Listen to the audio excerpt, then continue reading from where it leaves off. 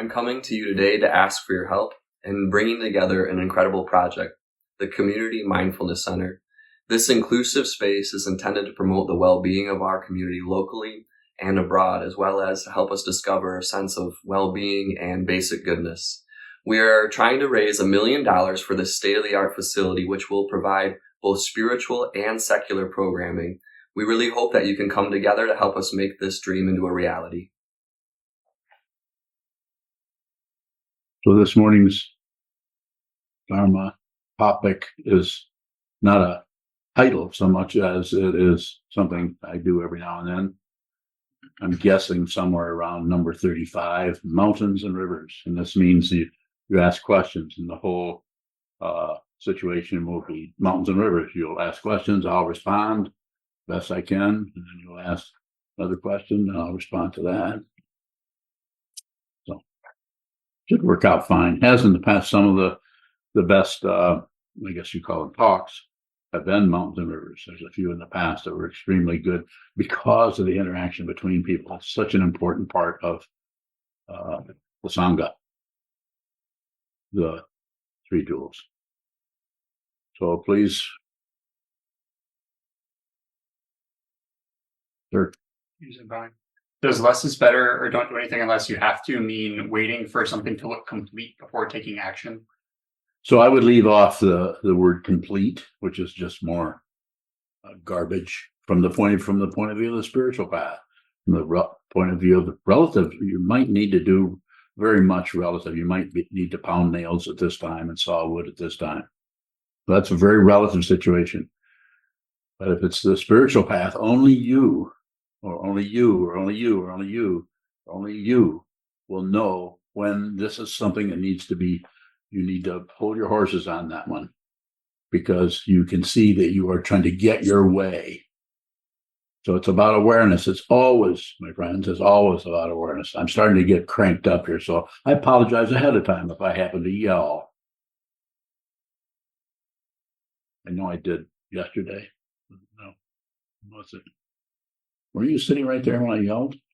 Did that? But you have those earplugs in, so you should be bothered by it.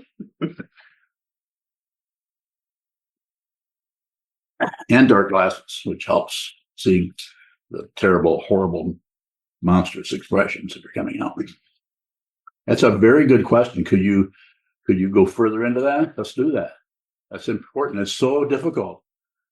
Pardon me for interrupting, but it's so difficult not only to understand that, but to communicate that to someone that doesn't look like just further obfuscation.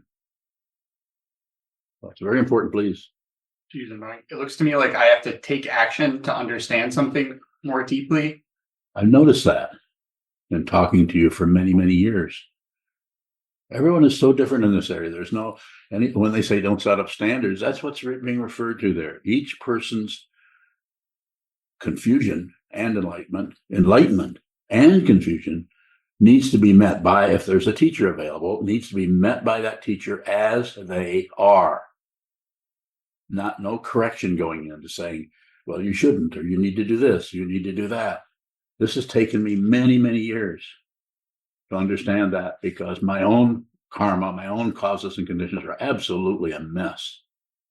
And so I've been trying to fix myself since I was born.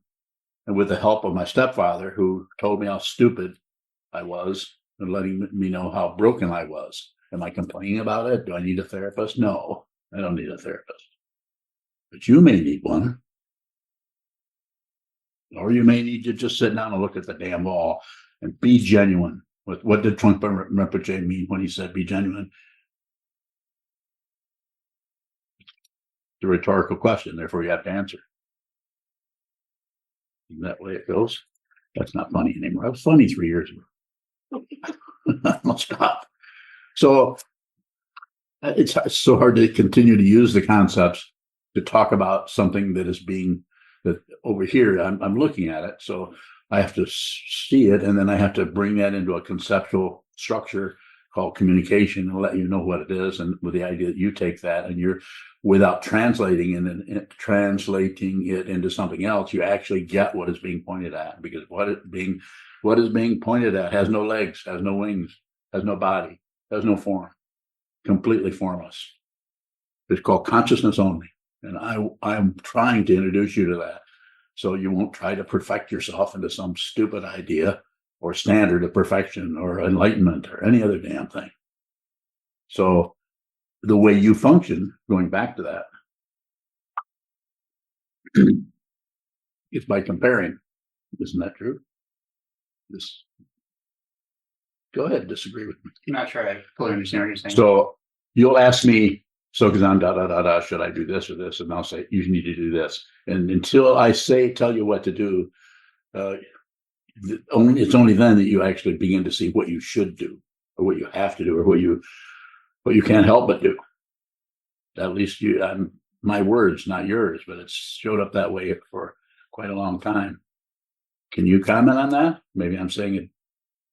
I've noticed that you don't necessarily, not always, but you won't necessarily do what you've asked me a very definite question. I'm hesitant to tell anybody what to do. But if you push on me, no, you've got to tell me. I need some feedback. You need to, what should I do? What should I do? And I say, well, the way it looks, you should do that. And then I've had you say, well, I can't do that. Or, yes, I think I got it right. It's not, I can. So let's talk about that's very interesting, that area. Geez, it seems like the other side of it is I can hold my horses, but I get feedback at some point, like I just feel stagnant. And so, okay. So the stagnant is an operative of the ego in language to continue to have control. It's a judgment that you're laying on that so it stops you from seeing what it is. And so you just call it stagnant. So that gets you to continue to move in the relative area of control. The illusion of control. It's not control. There is no control. So I'm looking at everybody in here because if you think you're in control of anything, take another look and see just how much control you have. You have a little bit. You can move this from this side to this side. You can do a lot of things, but what has already occurred in the illusion of time and space, you have no say-so over. You can't just suddenly become a female. Although people, because of the confusion in that area, tried to become the other sex because they think that would solve their situation. And I'm not saying it wouldn't solve it. It might help them to go for the rest of this life without issues. But it's still about control, and it's still about covering up the fundamental situation that they missed the opportunity. Am I accusing anybody of doing it? No, absolutely not. People should do what they need to do. You don't even need to meditate. You should do what you need to do. You need to meditate. I'm all about helping you see what that is. And it is painful for you and painful for me. So it's about the polarity situation. And when you can come up to a situation where you see that you're judging something, you might have a feeling to back it up. I'm not saying you don't, but you'll also remember that I've said many, many times, don't believe your thoughts, don't believe your feelings. Don't ignore them, because if you believe them, you've stopped, you've opted for grasping at something rather than being aware of something. So it's a shutting down process that might feel genuine to you. Lots of things feel genuine to ego. It runs its whole life by feeling, well, I got to be me kind of crap. More. You have it? You spend the whole hour listening to what you have to ask me. I might have to break in and ask you something. Go ahead. Geez, when I hear you say that, it makes me think that then I shouldn't function in that way. But is it just about functioning that way with awareness? Always about being aware of how you're functioning, not so much saying I shouldn't function that way. When I say don't do this or don't do that, I know you may not be able to help that. You may just, because of your situation or mine or anyone else's, you just have to do it that way. So it's about being aware of how much compulsion is happening in any given area. More. Yes. Bune bowing. Can I, at the same time, really, really want something to happen and still relate with the situation directly? Completely. Yes, you can really. There's nothing wrong with desire at all. Even though desire is second noble truth, I would comment on what the Buddha said, the cause of suffering, the first noble truth is desire. It's the demand The desire is very simple, but he needed to have a way 2,500 years ago to talk about this. So he started out very simply. But it's the demand. The desire is fine. You can have a really intense desire to do this or that or the other thing and just not do it. Sometimes people will say, I think this might be in that other tradition we call theism, where even if you have an evil thought, you've already done it, which is a presumption that you can somehow control your thoughts, that's what theism is about, control, especially by old white men or any old men. So wanting to control other people. So more about that if you haven't. Well, just more basically, how is demand different than desire? So you've actually left the desire, the actual enjoyment and the pleasure of wanting something else. Because what that is very respectful to any situation. The whole thing is built of nerve endings and objects in the nerve endings and in the consciousness. So to be respectful to that, you should allow that to do what it is. When I say allow, even allow is extra, because that sounds like somebody's allowing. It's just receive. That's probably the best word. When you have the feeling of desire, just receive the desire. Do not fulfill it. Now, if the situation is such where, I'm going to use a kind of a silly example, if there's some cheesecake in front of you and you desire to have some cheesecake, there's nothing wrong with reaching out and getting the cheesecake and eating it, unless your blood sugar is 300. A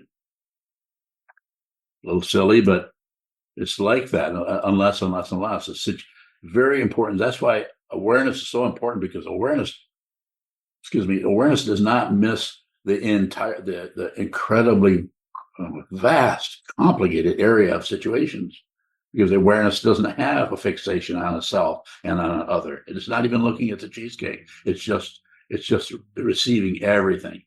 And that's something you would receive, that this would be it would be language, but this is not a particularly appropriate time to eat cheesecake, even though you have the desire. I gave a talk once over in Kalamazoo. I don't know who was there. It was at some kind of a retreat.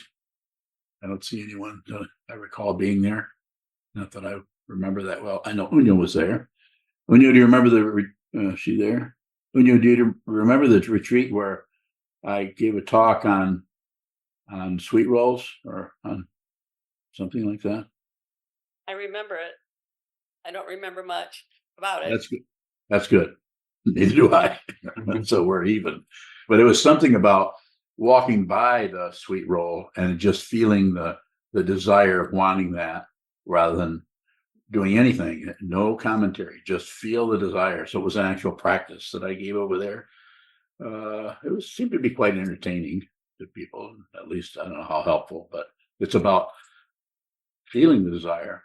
It's about the first, as Trungpa Rinpoche would say, first thought, best thought. I would say first feeling, just the first feeling. Nothing added into that whatsoever. More?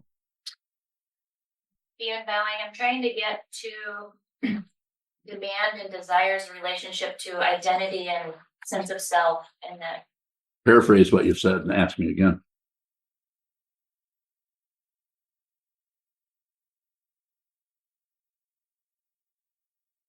What I'm making of what you're saying is that demand seems to have a different relationship with our identity, our solid sense of self, and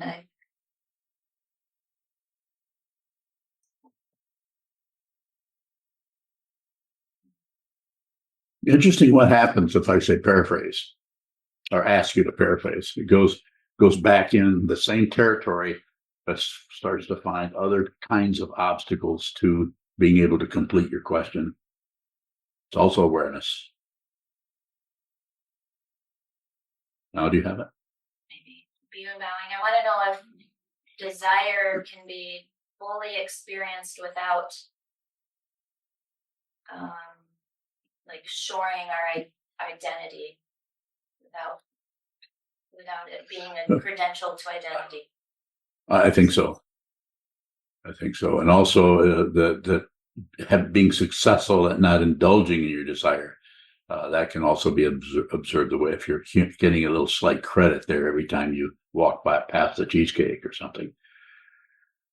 So again, hundreds of times, I'll say it hundreds more if I need to. It's about the awareness of what is happening rather than controlling it.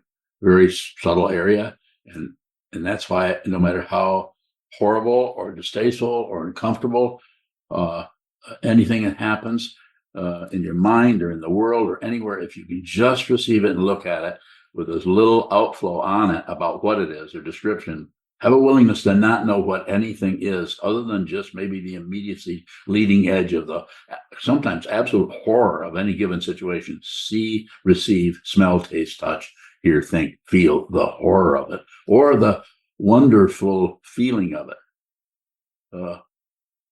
Listening to a opera, if you like opera, listening to something really beautiful, you'll notice that that's what art is about, is being able to receive just the emotional quality without any commentary around it. And of course, that emotion has different levels of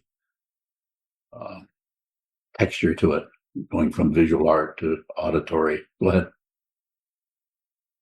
Is there any difference between feeling desire and not acting on it and acting on it with awareness?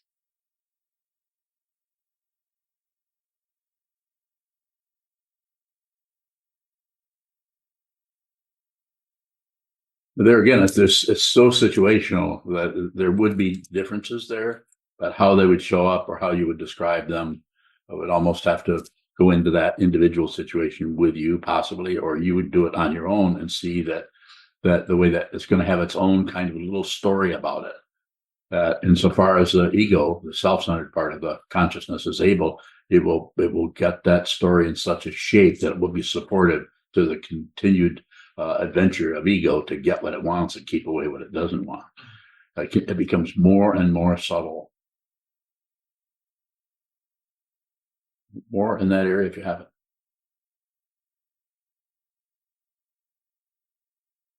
It seems like some desires are more dangerous than others. I would agree. And if we act on those with awareness, it's Well, that you know, the demand.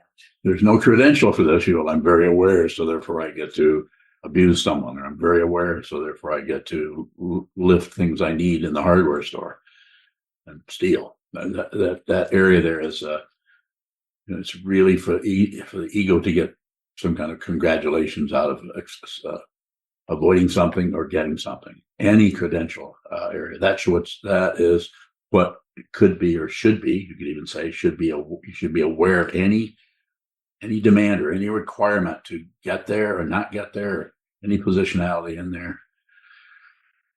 More? Yeah, thank you. Beyond bowing, I'm wondering, how is it that pleasure can be completely desirable, whether it's, pleasurable, whether it's fulfilled or not in this physical reality? Yeah, it's a misunderstanding about pleasure and fulfillment. Fulfillment may be suffering. This is where it's in the Sadhana Mahamudra. It says, if you will quote that for me, please. Pain and pleasure alike have become ornaments, which it is pleasant to wear. They become ornaments, and that's a way of using a very strong visual and conceptual idea so that you can actually see it is possible.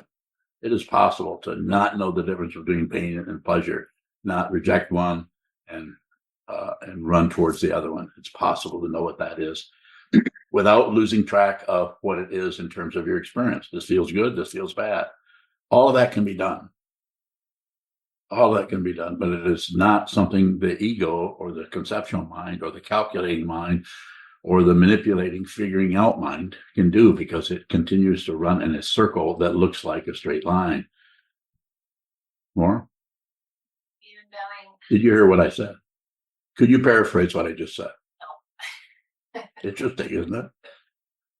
And how much thinking would you say, a scale of 1 to 10, how much of the time that you were listening to what I was saying is spent thinking about what you were going to say next? Yeah, like 60%. 60? That would have been my number. And the other thing is interesting, you can't stop doing that, and you don't have to.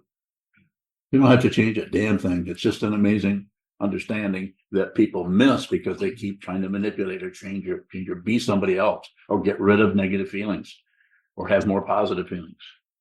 Please. Value.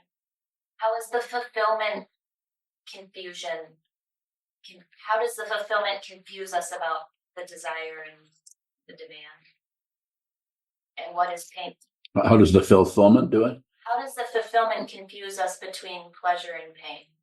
Because we're still on a linear track of getting something or preventing something. We're buying into a passion, aggression, ignorance as being the way. The only way you can really do this is to stop this. The only way you can do this is to get this. It's just more and more different kinds of materialism, getting something, spiritual materialism, psychological materialism, materialism, getting a community mindfulness center. That's materialistic. The ultimate understanding would be beyond that. That's why it doesn't matter what happens. We do it anyway. More? And when I become completely lost about what you're saying, Yes. now what should I do? That's you've understood on the level you need to understand. You've understood what I've said. I heard a teacher say 50 years ago, listen to what I'm saying, but you don't have to understand it. And I thought, well, that's got to be. Why would you listen to something you can't understand? So I know what he was. I think it was he was referring to then, but I can't put that in words any better than it was put there. Study, but you don't have to understand. And this allows you to eventually understand in an ultimate way that is not conventional understanding. And it's in the area that many teachers scholars have even talked about of consciousness only, jnana, wisdom, prajna. Just the wisdom mind doesn't have an other to it because it transcends duality. So therefore, it can't even show up as anything at all. More? Good areas that you're asking about, and you could return to those. I would highly recommend that you take your memory or listen to this recording. I think there is one, and listen to what you asked about. Because what you asked about was very, very good questions about pain and pleasure and desire or demand. That's a very good area to ask about. I recommend that you contemplate that. Yes. Dr. Bowing, this was closer to the beginning of the talk, so I'm not positive, but I think you said you were talking about somebody who may have a sex change, and you said they may succeed in some sort of I'm not sure what it was, but that there was a missed opportunity there. There could be, and I don't know that. I'm not going to judge if someone is. I think I have one student, at least one student who's changed positions there, and seems to be working out great for that person. I mean, I'm not with them 24/7, but I'm saying it could be that time. It's so different. You can't set up a standard for this. 15 people, all male, female, whatever, try to change to the opposite sex and do it in different ways. And some people, absolutely, that's what their karma. That's the karma they're going to have to live. But just try to set up some kind of a control mechanism where only so many people get to do this, or to judge people who are doing that. Anytime you judge anybody else, you're just shutting down your own wisdom mind. You're opting for, in the theistic tradition, you're opting for the devil.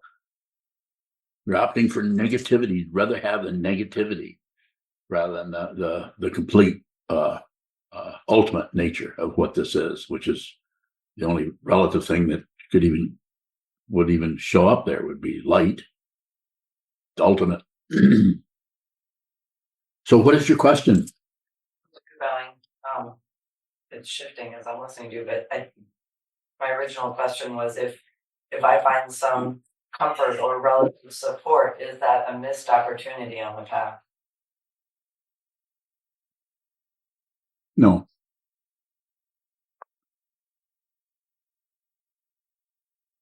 Further?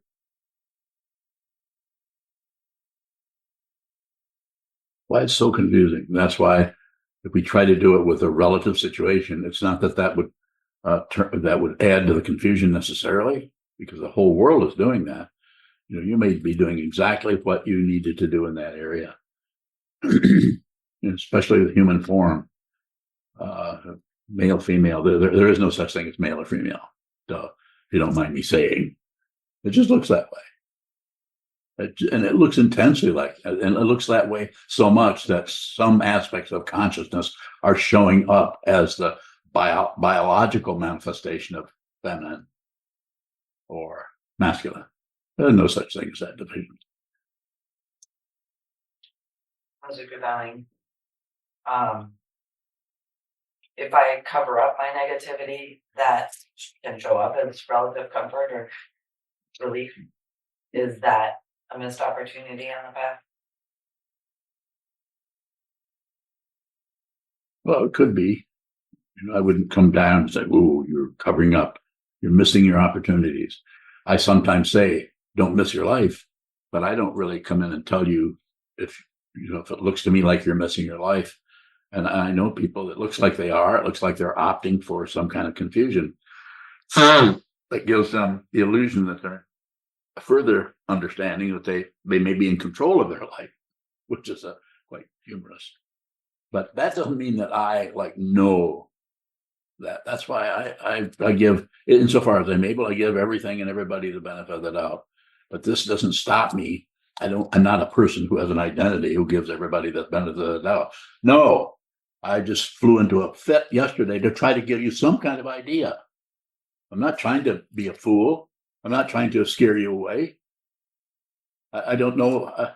I could have used some teaching like this when I was 18, but I didn't meet anybody that could help me in this way. Even Trungpa Rinpoche could not help me as directly, give me as direct a kind of help as I really needed.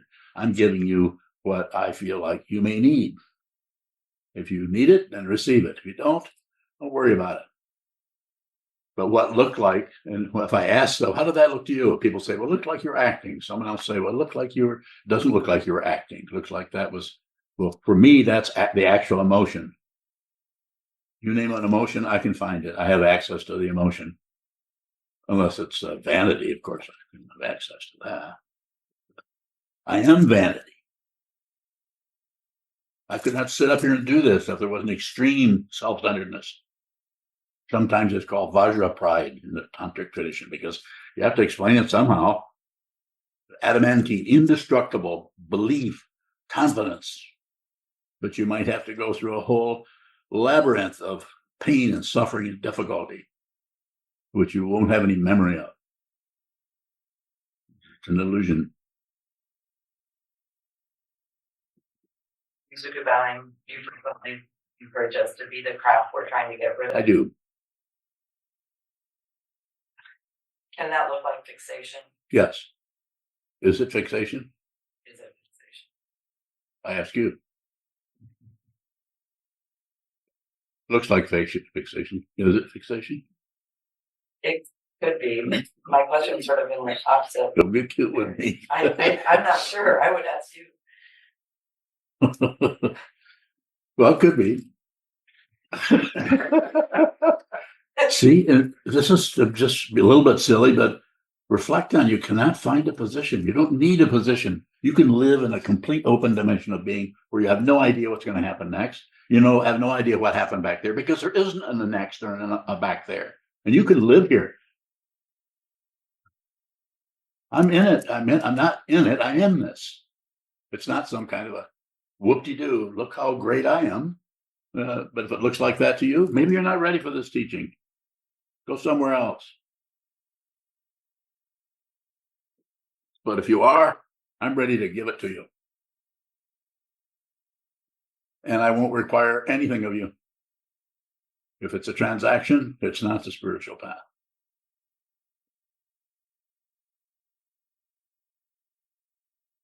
Why are you crying?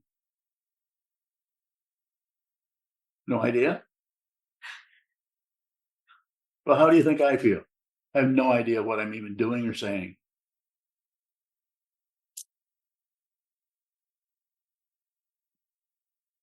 Enjoy yourself, relax right into the feelings you're having, relax right into those. Just let yourself drown in that emotion. Nothing will happen because nothing is threatened. The worst negative feeling or emotion that comes up in your mind can't find you. You can't be threatened because you are consciousness. You are not a separate person. These bodies sitting here are illusions. Illusion not real. There, present, showing up, reflecting light, waving its arms, but unreal. Find it. You can find that. Another question? Yes. Question on YouTube from Naveed. Naveed bowing. Is the space in which thoughts arise is it the same as the space in which the world in front of us, like sight, sound, smell, touch, and everything else arise in? Yes. Same space. There are no separate spaces. And to get completely radical about it, there's no such thing as space. There is no space. There is no interval. Interval is a practice. The ground path and fruition, suffering, interval, or train your mind, and fruition, or nothing. Nothing happens. Even nothing is extra because it's a judgment on something, or it's a position, but have to say something, or we don't say anything. Where are you going? I need Kleenex. Bring me some, will you? You don't have any handkerchief. All I have is a dirty handkerchief.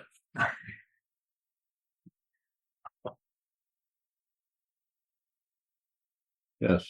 I have a question from Andrew. Before you do Andrew, I'm going to do Shoto, who had his hand back 4 questions ago.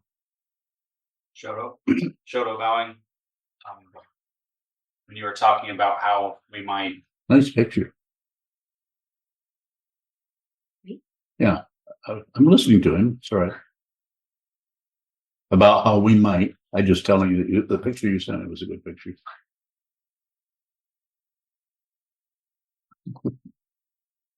I want a bigger. Okay. No, stop.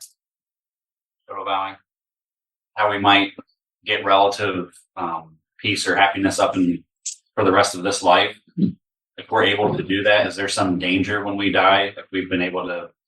Nothing dies. You don't die. The body dies. If you realize what this is, you may be shocked. You may not be shocked. The body will drop away and nothing will happen. The body, you don't even see the body dropping away because there has to be a witness for that. And there is no witness. Go ahead. Shoto bowing. If we don't realize what this is and we're able to maintain relative happiness the rest of our life, what happens when we die? You continue to be happy for a while. Because it's for a while, because you've maintained something for a while, and the for a while persists. So you die and you continue to be in a house that somebody else purchased 20, 30 years ago that you still think is your house. It's called a ghost. You're still there fixing what? Mexican sweet rolls? Where is she?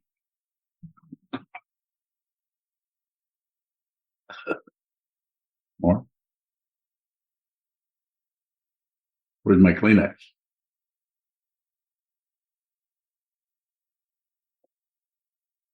I don't want the one you use. Freshman, thank you.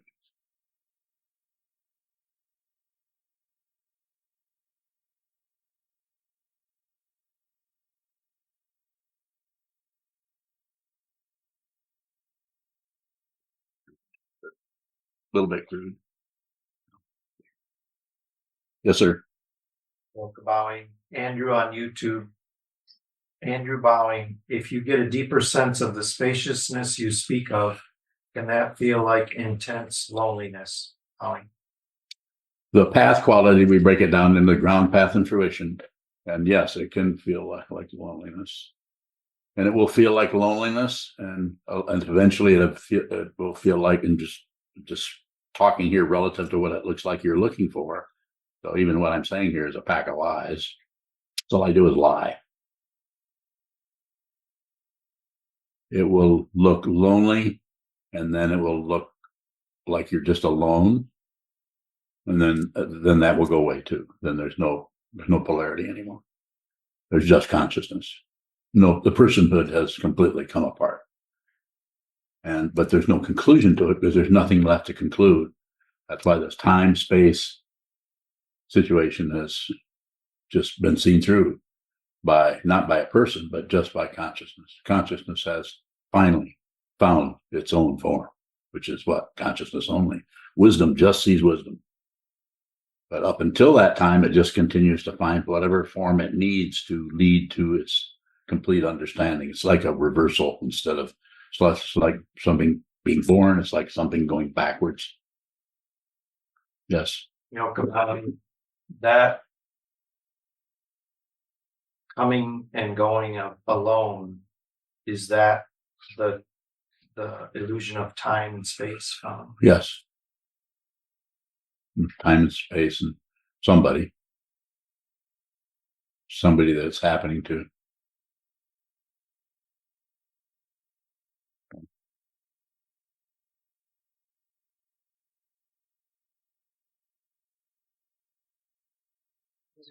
Yes.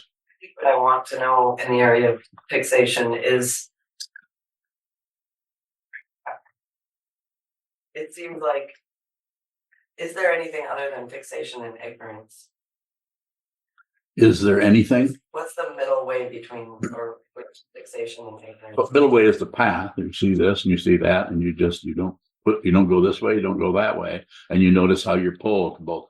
That's how you can determine that there's a middle way. My way of teaching middle way is don't do anything unless you have to. Because there's a lot of either or is going to show up, as you go down the road.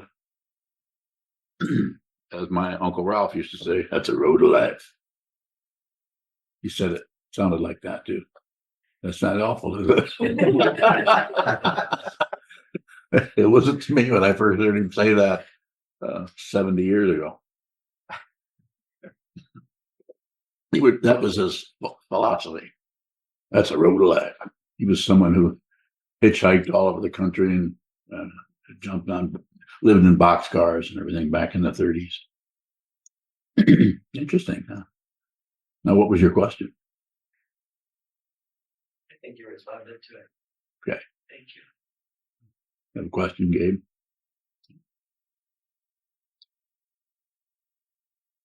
Have some time if there's any questions. Yes, sir. Jennifer Bowing. Go ahead, Jen. Is there a difference, or what is the difference between love and compassion, Bowing? The way you're asking the question, same thing. The only thing that's that would be different there is there's no grasping, there's no demand. And compassion, relative love, you already know what that is. That's a grasping kind of ownership love. And the other kind of love is more just appreciating and being respectful of people and what they're doing, being respectful of their confusion. Very much like treating everyone like they're a child who is confused, even if they're 50 years old, that they're operating out of hope and fear and desire and discomfort. So being respectful of that would be love, relatively. And then compassion would be putting others before yourself. Difficult when you're having difficulty to set how you feel aside and focus on the welfare of others as you perceive it. Jennifer Bowing, what is the difference between acceptance and compassion? Bowing. Acceptance is bullshit, since you asked. Don't accept anything. It's a teaching that's given, and I have to use that kind of a response because it really is. You don't have to accept anything. You can watch the way you naturally would receive or accept something. Receiving something is different than accepting it. Receiving it is your hands are open and something fills up your hands or fills up your eyes or fills up your mind or fills up anything, fills you up, it just comes towards you and you receive it through the receptors. Accepting something has a category, a way of structuring that is as a concept in the mind stream that gives you a credential for receiving. That's you've stopped receiving and started to keep track of. I'm just receiving. Not I'm just receiving. I just learned to accept this. You might as well be shutting right down on the very lesson, the very part of your life that you're missing because you would rather just be accepting it rather than realize that that's more painful than that. You need to receive the difficulty, the pain, the obstruction of that, not just accept it prematurely, as they say.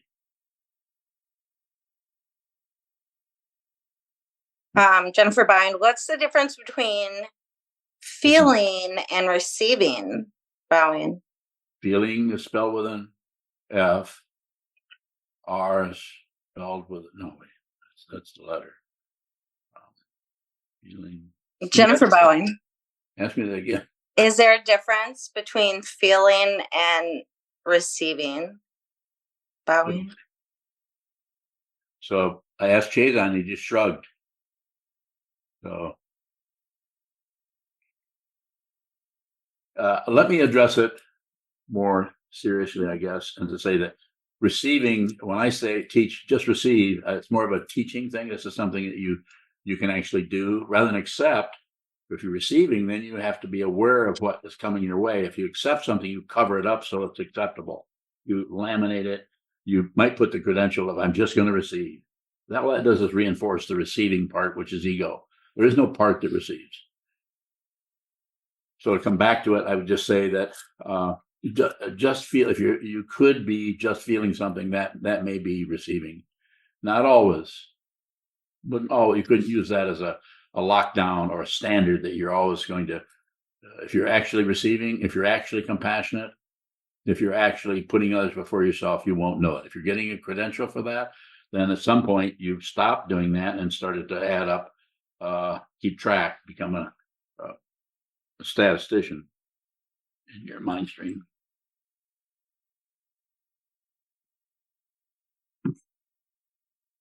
Adriana Bowing.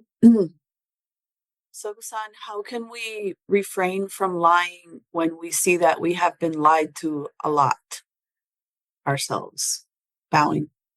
So just, it's just as a general response, I would say just be aware of what's happening rather than try to prevent or stop or make excuses, or just be aware of it simply, unless I'm missing what you're asking me about. I think I can ask a little bit more. Okay. If I'm not sure what the truth is, how can I refrain from lying? Shut your mouth. Okay. Thank you, Valley. You don't have to Deb talk. Bowing. You just listen. Just listen. Yep. Deb Bowing. Yes. Can I still be on the path if I only feel or seem to have compassion in certain places of my life and not so much in other places of my life? Deb Bowing. Yes, you can. That is the path. Is the awareness that you can't do it. The awareness that it's just too much to ask over here. The awareness. Always about the awareness. And each person's path is so much different. That's why some people, because they get confused about that or not sure and need more guidelines, more help, more support, more reference points, become monks. Other people do not. There's no requirement. You can do this, right where you're at. You never have to come to the monastery.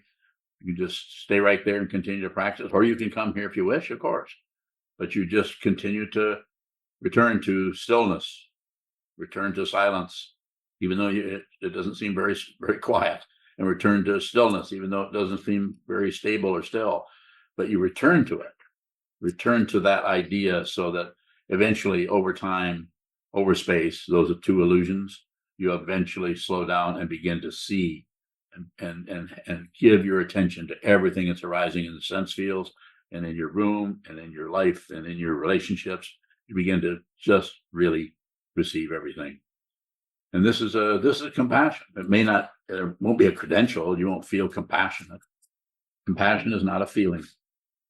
It's just, it has its own dynamic, which may have a feeling aspect to it on occasion. If you actually feel the pain of the composite, you won't be able to stand up, because consciousness is not separate. There's no separate situation. So you are protected, or at least isolated from that by the nature of consciousness when it's in a human form. But when you actually see what this is, if you get flashes of it, you could say it will knock you right off your feet. If you have any feet left. Yes, sir. Ian Long Bowing. I'm curious about the words awake and conscious, because in the spiritual practice context, they seem to be vague and abstract, but we use them all the time in terms of someone losing consciousness or regaining consciousness or falling asleep, waking up. So I'm wondering, just relatively speaking, what is the essence of being awake or being conscious, and why does that concept serve as like a organizing metaphor for us? It's a very good question. Let's see if I can get somewhere in that area. Just the nature of ego or feeling self-centered here or here or here as a person using a body as a reference point. I'm here and I'm over there. So keeping the idea of identity is still there. It's just that when it's isolated and separated in the illusion of space, in the illusion of time, last week, next week, and all of that, we tend to clamp down on that so we have some control in the illusion. But when you realize that you are consciousness only, which is the highest form of identity, if I were to say it that way, I'm not going to write a book called that. But if you use the relative expression, which we have language and we have vocal cords, we have to do that, or we have keyboards or voice to text. I'll leave that out. But the centrality of it is thought of and talked about in so many different ways, and that's what I know that's what you're asking about. And I would just say it just gets more and more radical, more simple as we move along, and less shows up there in terms of an otherness or a reference point. More? Long bowing. What I want to know is, thank you. Does consciousness or wakefulness imply or involve the ability to receive? Or could that be what we're talking about? When someone is awake, they can receive sensory input. I can take it a little further. It's someone who has practiced and has realized what I understand. This is my understanding of it. Not something that the Buddha might look at me and say, that guy's full of it, don't listen to him. That's not what I was saying. But what I'm looking at is it doesn't have any progression to it. So I'm not receiving anything. If I were to say it as close as I can, I am this. I am this man here. I am this man. I am this woman. I am this man. I am you. So when I say I am you, not just your body, but the whole, anything you bring this way in terms of language or concepts or ideas, or I am that. And because I'm still in a situation, when I say I was downloaded into this, as we all were many years ago here. And that looked real. And then I say, that's unreal. So that has returned to its original state while still being embodied. Not a credential. It doesn't even feels kind of like you feel like a dodo because you don't know anything. You notice that everybody else is operating out of information and language and ideas and right and wrong, and you're not. So there's not much of a contrast. So what you want to know is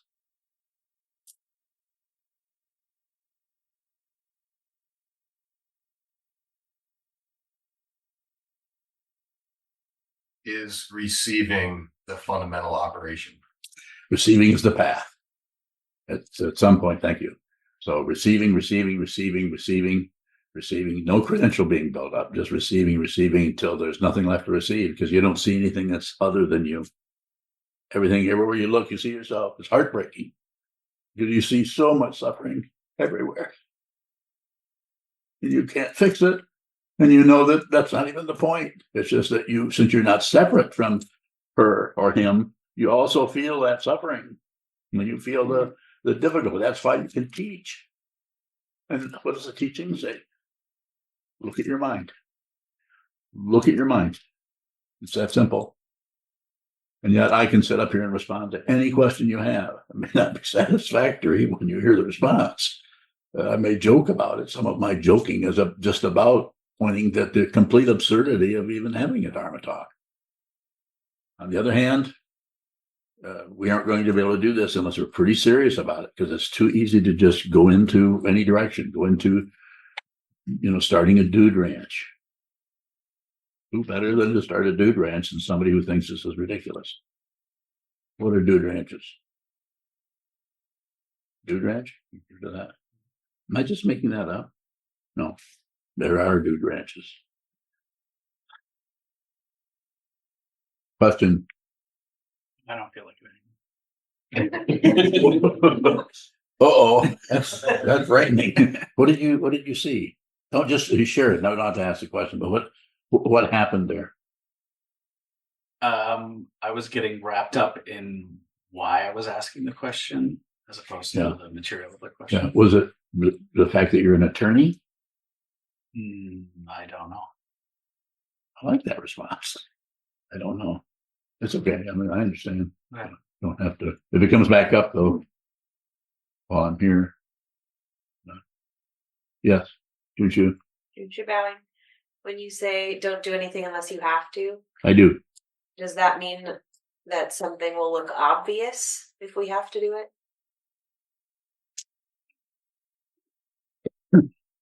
May not look obvious. It wouldn't be so much about you're not. This is happening. You have a temptation to do this, but not that. In my idea, it's a way of teaching patience. Say just don't do anything. In other words, don't. That includes the mind stream. Don't spend a lot of time thinking about something or sorting things out. Don't do it. Just as it says in Atisha's one of his slogans, change your attitude. Just deliberately use the power of your mind to distract yourself. As long as you're doing it with awareness, you can just be something else. Like I was endeavoring to demonstrate yesterday by blowing my stack deliberately. And someone can say, well, you're just acting. Well, it doesn't make any difference if I'm acting or not. Makes no difference. But coming back to what you seem to be asking about, what were you asking about? What do you want to know? I'm going to use Yin Long's. What he wants to know. What do you want to know? If something looks obvious, is that suspicious? Not necessarily. I would say there again, it's the situation, but to say that looks obvious, that's part of the awareness. This looks like, well, it's just a matter of gravity. All I have to do is lean that way, and that will happen. That doesn't necessarily mean you should lean that way. So less is better, it seems, in this area. So do less.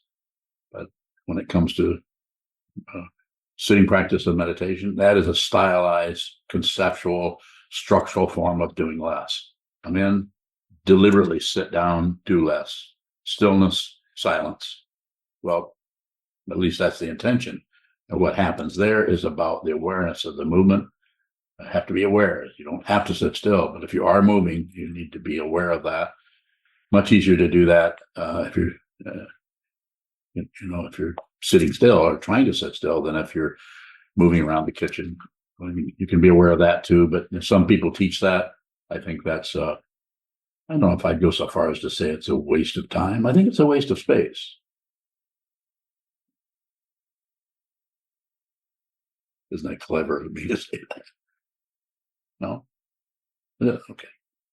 Further? Less is better. Just if you don't have to do it, don't do it. And then you can, when you don't hook up your vocal cords and speak, or if you don't hook up your mental chatter and let that go. If you've been meditating for years and years, you know how to just, without necessarily deliberately ignoring something, to just back away from that steam engine in the mind that is rattling and rattling and rattling constantly. Saying this, saying that, saying this, saying that, doing this, doing that, pushing this, pushing that. You know how to just back away from that slightly by using the body. Hold the body still. It does not have to be a result, because again, so that's awareness.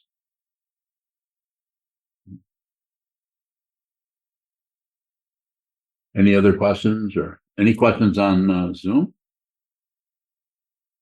I'm kind of ignoring you all.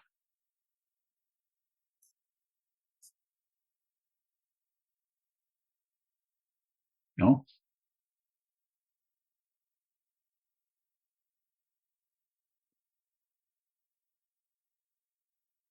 Any questions in here before we close? No? Yes, no?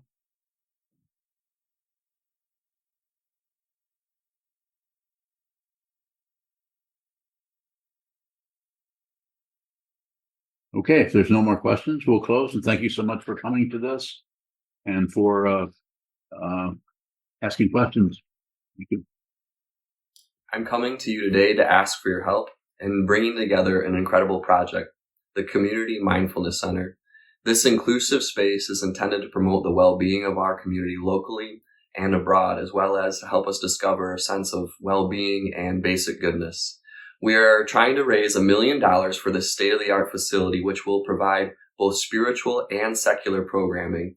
We really hope that you can come together to help us make this dream into a reality.